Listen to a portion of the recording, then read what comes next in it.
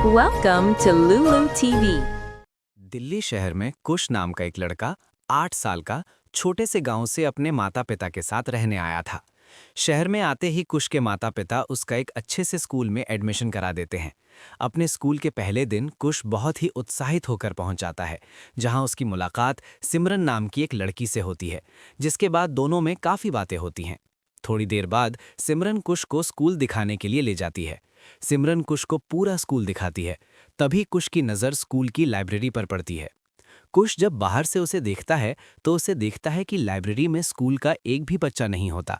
पूरी लाइब्रेरी खाली होती है, जिस पर वो सिमरन से इसकी वजह पूछता है, जिस पर सिमरन थोड़ी घबरा जाती है और कुश को वहां से चलने के लिए बोलती है। सिमरन की बात सुनकर कुश को कुछ अटपटा लगता है, पर वो सिमरन से इस बारे में और कोई बात नहीं करता।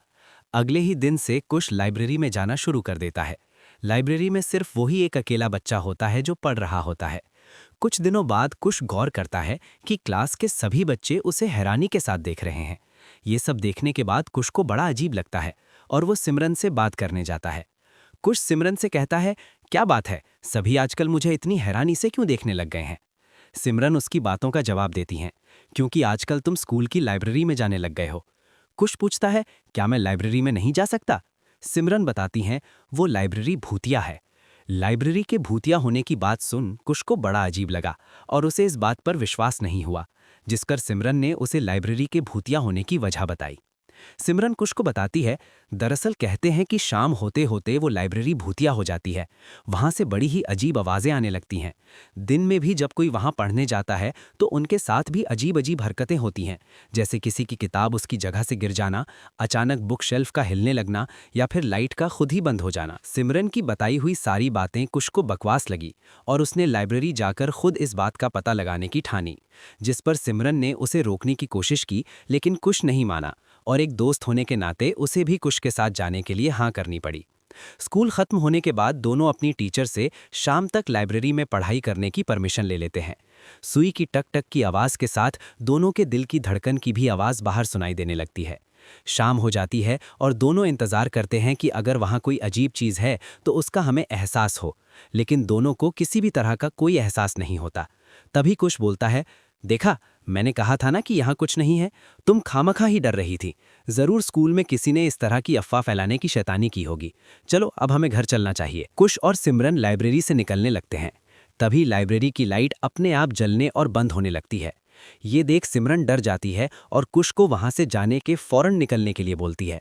सिमरन को घबराता हुआ देख कुश भी थोड़ा डर जाता है, लेकिन खुद को संभालते हुए कुश सिमरन को बोलता है कि शायद यहाँ बिजली की दिक्कत होगी, जिस पर सिमरन का खून खौल जाता है और वो कुश पर गुस्सा करने लगती है कि तभी दोनों को धम से किसी चीज़ की गिराने की आवाज़ आती है, जिस पर कुश उस आवाज़ के पीछे जाता है और सिमरन को भी अपने दोस्त के साथ जाना पड़ता है। धीरे धीरे दोनों लाइब्रेरी के अंदर जाने लगते हैं। जैसे जैसे वो अंदर जाते हैं वैसे वैसे लाइब्रेरी में अंधेरा बढ़ता जाता है और भयानक आवाज़ें आने लगती हैं।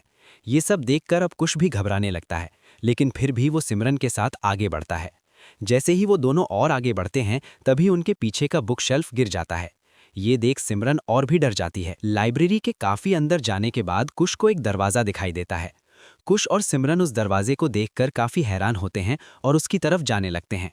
कुश दरवाजे पर कान लगाकर सुनता है तो उसे अंदर से बड़ी ही भयानक आवाज़ आती है और उसे किसी के अंदर होने का एहसास भी होता है। तभी कुश सिमरन को प्रिंसिपल और कुछ लोगों को वहां लाने के लिए बोलता है। सिमरन कुश की बात मानकर चली जाती है। वहीं कुश चुपके से उस दरवाजे को खोलकर अंदर घुस जाता है। जैसे ही वो अंदर जाता है वहां का नज़ारा देखकर वो बिल्कुल हैरान हो जाता है। वो देखता है कि उस कमरे में बड़े बड़े स्पीकर हैं जिसमें से काफ़ी भयानक आवाज़ें आ रही होती हैं। वहीं पास में बिजली की खूब सारी तारें पड़ी हैं और स्कूल का पियोन कुछ लोगों के साथ बैठकर कुछ पैक कर रहा है। कुछ चुपके से और अंदर जाता है तो वो देखता है कि सारे किसी तरह का कोई नशीला पदार्थ बांध रहे हैं। ये देख कुश को समझ आ जाता है कि ये सब इन लोगों का किया धरा है। इनका काम ठीक से चलता रहे, इसलिए ये सभी स्कूल के बच्चों को इस लाइब्रेरी के भूतिया होने की खबरें फैला रहे हैं।